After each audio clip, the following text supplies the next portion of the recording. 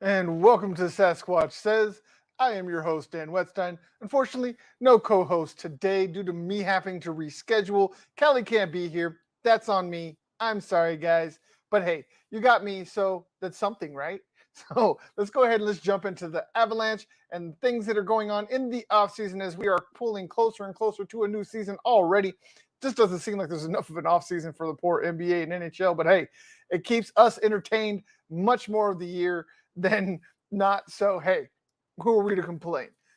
First up, Kadri. As always, I know we're tired of hearing about him. I know you're probably tired of me talking about him, but unfortunately, there's enough of you still out there that do care. I have to talk about him. So, Kadri is back in the news. That has been leaked. He is seeking $9 million per year.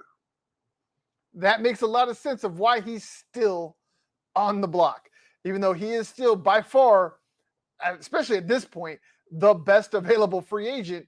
He still hasn't inked a contract because obviously there's not a single team in this league willing to give him $9 million a year. If they were, he'd be signed by now. And I really do believe that is his ceiling. So a lot of people are asking, is he worth it? Technically, yes. After what he did last year, what he's done over his career, when he's been on the ice and not either injured or suspended, he's earned $9 million a year. But he is older. He's over 30. This is his last contract. No player in history of any sport whatsoever has ever maximized their value on their last contract. It just doesn't happen. They have to take a hit because the team knows on the back end of that contract, it's going to look bad. Most likely, it is going to look bad. Unless you're Tom Brady, who somehow is continuing to defy Father Time. However he's doing it, whether it's selling his soul, voodoo, magic, praying, whatever it is, he's the only human that has ever been able to do this. So trying to say that somebody else, especially in a game like hockey, at a position like Kadri, where you see he gets nailed. This isn't football where there's rules against touching the other team's best player like there is with not being able to touch a quarterback as long as they're in the pocket. So that's not logical to think that Kadri is going to make it a value play all the way through to the end of this, again, final contract of his career, most likely. So, yeah, technically, is he worth $9 million a year? Yes. Is he going to get it? No. And if he does somehow get it because the team becomes desperate, will it be the Avalanche? No way in hell. They don't have the cap room, number one. They have way too much money they got to spend on the McKinnons, the Makars, the New Hooks, the Byrams, the Myers, etc. And those guys are a lot younger and have a lot more potential, especially Makar and Newhouse, than when it comes to Kadri. So it would honestly be dumb for the Avalanche to give Kadri $9 million a year. It would hamstring them so much and would cost them so much more down the road, and probably not being able to re-sign at least one, if not multiple, of those guys. And Sakic is not ever going to risk the future for the present. He has the intelligence, the know-how, and the ability to not only breed a contender, but a continuous contender, and is constantly looking down the line for some type of an investment that will pay off, a la an Arturi Lehkonen, etc. Those guys that come in, see what winning is like, enjoy it so much that they're willing to take a haircut like Lehkonen did. There's no way you can't tell me that he wasn't going to be able to get more than 18 million over 4 years on the open market. You can't convince me of that. It's impossible for you to try and even explain that to me, let alone actually make it make sense. So this just reconfirms that Avalanche fans need to get ready for a life without Kadri. We love him. We appreciate him. We support him. All of Avalanche territory proved that last year, especially in the playoffs. And unfortunately, it doesn't seem like that matters anything. And I'm not mad at, I don't want to say this as in a way of like, I'm trying to take a shot at Kadri, because I'm not. Get your bag, man. Get your money. I have never knocked a hustle.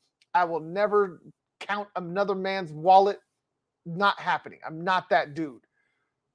But just I don't see it happening in Denver. And unfortunately, the support Avalanche territory showed him wasn't enough to keep him here.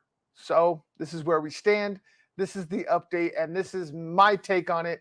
Kadri will play somewhere else in this upcoming season, and there's really nothing much of anything that Denver or Colorado can do about it. So that being said, I think we've beat that horse enough. Let's move on to another one, a new horse that's been added to the stable. Avs signed Anton Blid. I hope I said that name right. That's all I could ever find. I found like 2 people saying his name. That's how they said it. So if I mispronounced your name, my guy, just let me know. I'll happily correct myself. I know what it's like having a last name that nobody can pronounce. Just look at mine. So it's not malicious. I promise I tried. But he was signed to a 1-year deal. He plays the same position as Kadri. He is not the Kadri replacement, though. A lot of people are trying to like talk about how he might be that next Arturi Lehkonen or Val Nichushkin, etc. The guys that were okay or good somewhere else, but just never really got the playing time or the proper coaching to truly reach their potential. And while Blid might have a little bit of untapped potential, there's a reason he's not played more than 30 games in a season in his entire career, albeit as short as it is. So this is purely a depth move. There's nothing else to this. There's nothing more, nothing less. This is just simply the Avalanche shoring up the bottom of the roster. And this, to me, signals that they are preparing for life without Kadri. And I do believe that life without Kadri is going to include a lot of minutes for Alex Newhouse. So as disappointed as you might be for losing Kadri, you should be just as excited to see what Alex Newhouse might do with an expanded role. That's what I am excited about with this move. That it just signals to me that the Avalanche are looking forward, moving on, and just shoring up the depth because they know the top of the roster is good. Now they just got to fill in that depth, which was that key to the Avalanche winning last year all the way to the Stanley Cup, was the fact that they had more depth and more talent at the bottom of the roster than any other team in the league. And that bore fruit in the finals against the 2-time defending champion Tampa Bay Lightning that they handled pretty readily. Like, there really wasn't a time in that series that it was ever like, oh, here come the Lightning. They're going to be the champions again. They're going to make it a three-peat. It was never at any point that I was just like, you know what, it's over. They're back in it. They're going to come back. It was always just like, okay, they won a game. Big deal. They barely won it, and it took everything they had to win it. The Avalanche will bounce back, and they did every single time. So if they are able to reshore up that depth, which, again, Anton Blid is a definitely solid depth piece. He is not a guy you want to count on for a large amount of minutes on the ice per night, especially with his penalty woes.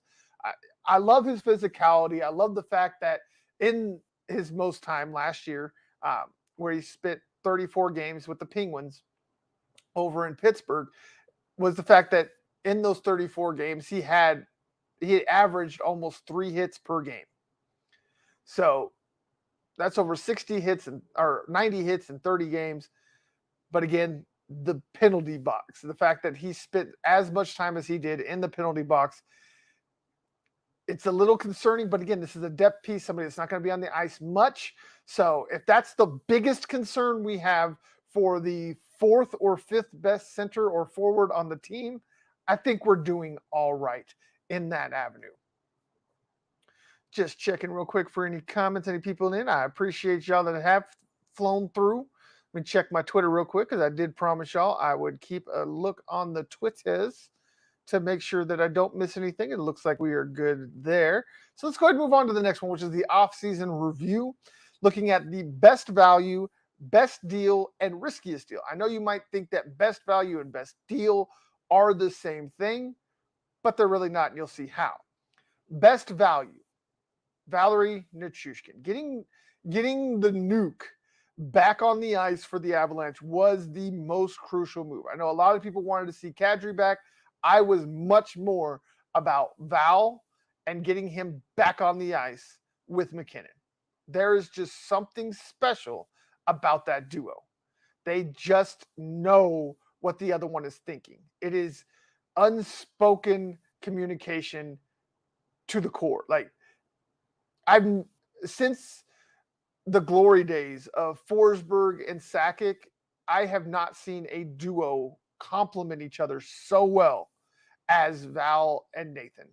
And then throwing in the rest of that line and going into the second line with the captain and Gabe Landeskog and all those things, it just, I can't help but be excited for another year. The Avalanche absolutely killed the offseason.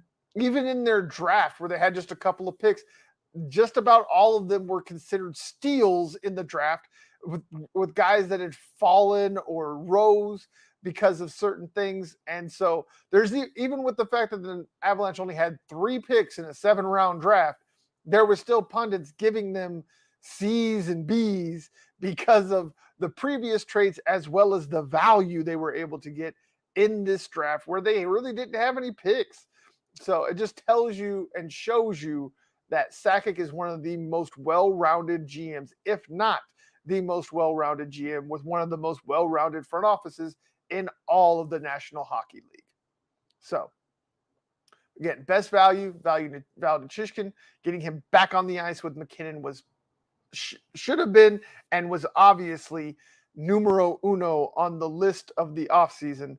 So, good on you, Sakic.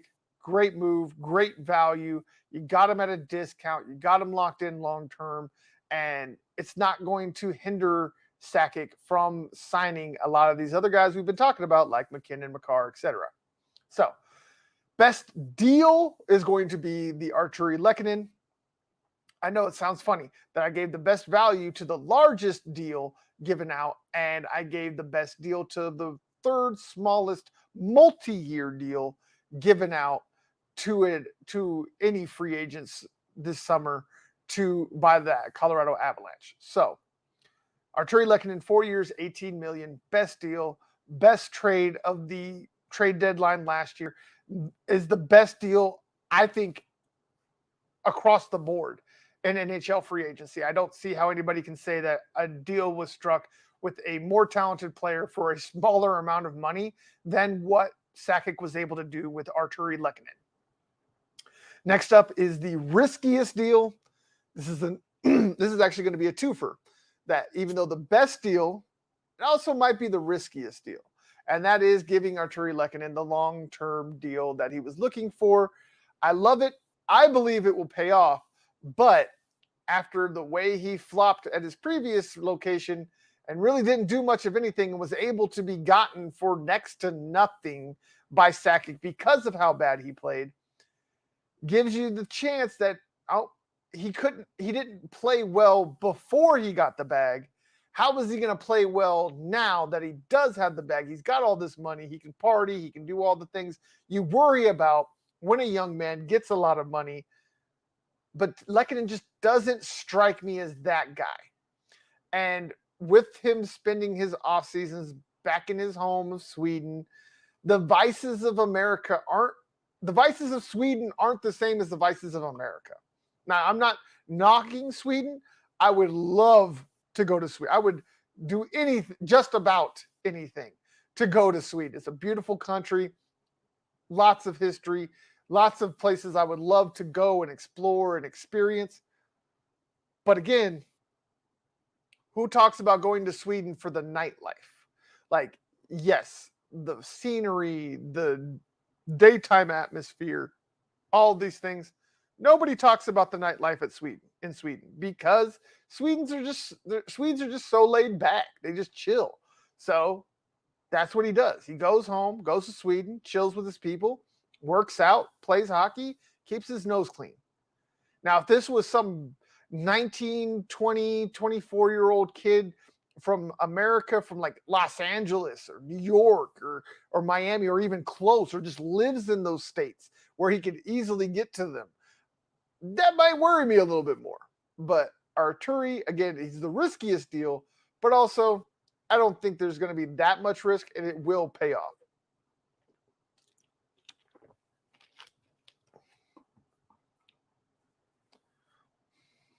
So, moving on to our last story of the evening, it's probably the one I'll take the most time with because it is something personal and something I want to talk about because it is part of the reason why I've gotten into this business.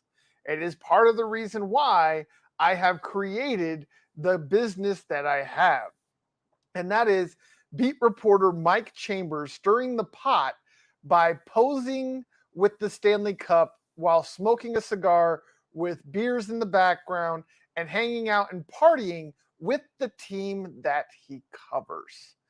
Now, for the average Joe, this might not seem like a big deal. This just might seem like a fan having a moment with his favorite team in a way that a lot of other fans only wish that they could do. Well, I'm here to tell you, as a journalist, these are the things you don't do. And I'm sorry, I know I'm trying to kind of slow playing this, but I had this pulled up. Okay, there we go. Now I'm going to share the screen so you can see the tweets that have caused this controversy.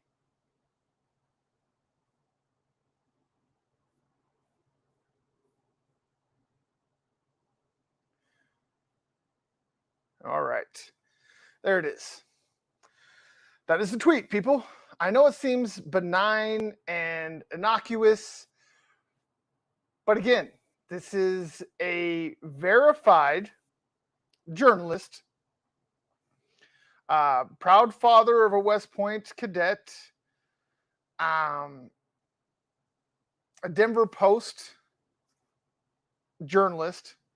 And I can tell you this is another reason why the Denver Post is failing. If this is the journalists that you hire, this is why you fail. When you are a journalist, you are no longer a fan. Yes, I know I am a fan. I know that I talk about my Broncos and my Rockies and all these other teams here in Denver, but I do it from an unbiased perspective.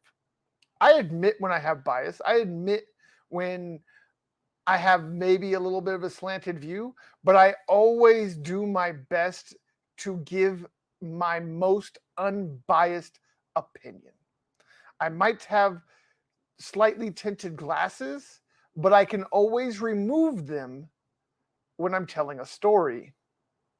And I would never in my career ever do something like this. This is what completely destroys credibility in news institutions and journalism as a whole. It is moments like this that have created the firestorm towards journalism that we have all dealt with on a daily basis in 2021, 2022, and going forward. Heck, it started back in 2020. I might even push it back to 2016, but that's getting a little bit political, and I don't want to go down that alley on this medium. I have a place for that, and it's not here. But this is why people don't trust journalism, journalists, and news outlets. Because this proves that there is no separation. This proves that those fluff pieces, people called fluff pieces, were that. This proves that they can be manipulated.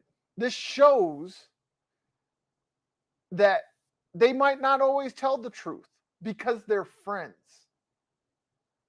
I know I've lost a lot of friends because I am brutally honest. To me, those aren't really friends, but for argument's sake, let's say that. That's the difference here. That's why I have an issue. That's why I have a problem. This completely destroys his integrity, and not just his. This affects every journalist, everywhere. The ignorance of this, to not only do it, but to post it. Like, if you wanted to do it, you wanted to take the pictures and this was something personal, whatever. It's not right, but at least you're not blasting your ignorance across the world. And so, yes, a lot of fans and the average Joes don't understand why this is a big deal. I'm doing my best to articulate it, to make you understand that it's hilarious. It's also hilarious to me that the same people that are sitting here talking about, I can't believe that we're supposed to take sports journalism serious. It's not that serious of a thing. Or yeah, it's just, it doesn't take the sports out of it. It's journalism, period. Whenever you put in journalism, there is a standard. And that standard must be followed. Yes, there are some stupid things like the unwritten rules of baseball. I'm not saying that every rule needs to be followed, but there are some serious standards that have to be met, or otherwise people don't take you seriously. You lose your integrity. You lose everything in this, and that is everything in this industry. Integrity, honesty, how people view you, how people see you is everything in this industry. And this man did nothing but show he's a fan. He's not an analyst. He's not a journalist. He's a fan that gets to write articles, that gets to write letters, that gets to hang out with some of the players. Oh, I didn't mean to do that. Get that off there. Sorry, y'all don't need to see my notifications. So, hello. We appreciate you for showing up. Appreciate the like as well. But no, getting back to the nature at hand, I know that a lot of people might not understand why Mike Chambers posing with the Stanley Cup and Avalanche players and smoking cigars and drinking beers and showing it on Twitter isn't a big deal. But you got to understand, this is a business. This is a job. I know a lot of people think that journalism and journalists are just a bunch of kids playing dress up and whatever, but this is serious. This is necessary. Like, not so much sports journalism. Like, yeah, the world could survive without knowing how many home runs were swatted last night or how many touchdowns were scored. Yes, the world would keep moving. But when you have journalism or journalists tied to your name, to your moniker, to your profession, the sports part doesn't get put into the equation when people are looking to question journalism. When they are questioning journalism, they're not going to pull this up and be like, oh, this is a sports journalist, it doesn't matter. When they're arguing against journalism, they're going to use this to argue against journalism. Even though it's a sports journalist, even though it's just a guy having fun with some buddies, when you really break it down. But that's the reason institutions are important. This is why words matter. This is why integrity is important. Because without it, nothing matters. Nothing you say matters. Nothing you do matters. Because nobody's going to believe you. Nobody's going to trust that what you have to say is honest, is truthful, and useful. So, I think I beat this horse enough. I think I've hit it on the head. If you need any more explanation, you want to talk about it more, don't be afraid. Get in my DMs, get in my comments, get on my threads on Twitter, right down there at the bottom. I don't hide. Every single one of my social links are down below in the description. I'm not hiding. I'm here for the discussion. Come and bring it. I am happy to have any kind of discussion with you on any of these topics. And it doesn't have to be about this or hockey. I'm happy to talk to you about any sport, anytime, anywhere, any medium. That is what I am here for. That is my job. And I will do it unbiasedly. And you will never, ever see me pull a Mike Chambers ever again. Mike Chambers has now turned himself into a verb. It is now going to be in the journalism industry. You just Mike Chambered that. Like, that's how it's going. That is what this man has done. He has completely and utterly destroyed any credibility he had within this industry. Not just me, but across it. Everywhere and anywhere. Yeah, the Denver Post has stood by him so far, but he will never be anything more than a Denver Post columnist for the rest of his life. This right here has pigeonholed him at best, keeping his job at the Denver Post. He will never, ever move anywhere else. So I hope he enjoys his job, and I hope he enjoyed that pick, because again, he will never cover another team or another sport in another city ever again.